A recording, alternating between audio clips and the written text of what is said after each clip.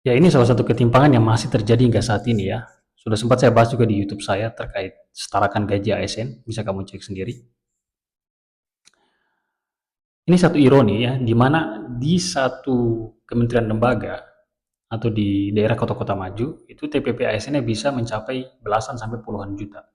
Sementara di beberapa daerah lainnya, daerah pinggiran, itu TPP-nya nilainya hanya ratusan ribu rupiah, atau bahkan dia tidak terima sama sekali.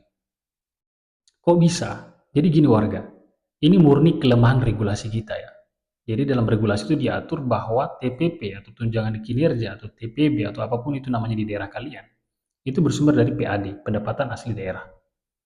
For your information, buat yang belum paham, jadi pemerintah itu punya dua jenis pendapatan ya. Pendapatan yang diambil, yang diterima dari dana transfer langsung dari pemerintah pusat, dan ada juga pendapatan yang dia kumpulkan sendiri. Contohnya seperti apa? Kalau di tingkat provinsi ada pajak kendaraan bermotor yang kalian bayarkan di Samsat. Itu tergolong PAD. Kalau di kabupaten kota ada pajak bumi dan bangunan atau pajak restoran. Itu tergolong PAD kabupaten kota. Nah, besaran PAD ini sangat menentukan besaran TPP yang diterima oleh pegawai di Pemda setempat.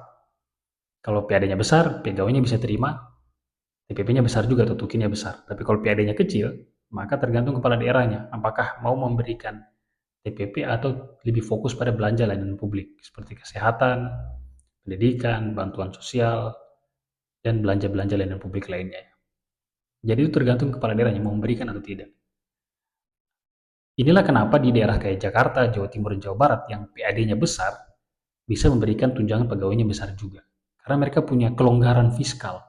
Kepala daerahnya masih punya ruang untuk memberikan tambahan tunjangan tadi. Tapi kalau daerah-daerah yang PAD-nya kecil, maka sangat sulit bagi pemerintah untuk memberikan TPP tadi. Jadi saran saya untuk teman-teman yang mungkin khususnya teman-teman CPNS yang baru saja keterima di daerah dan tahu bahwa daerah yang tidak punya TPP, maka satu hal yang perlu kamu ketahui, itu tidak selamanya seperti itu. Bukan berarti daerah kalian akan terus-terusan tidak punya TPP, tidak. Bisa saja 2 atau 3 tahun lagi, atau bahkan 5 tahun lagi, kalian akan punya TPP. Karena kembali lagi tadi, TPP itu bersumber dari PAD.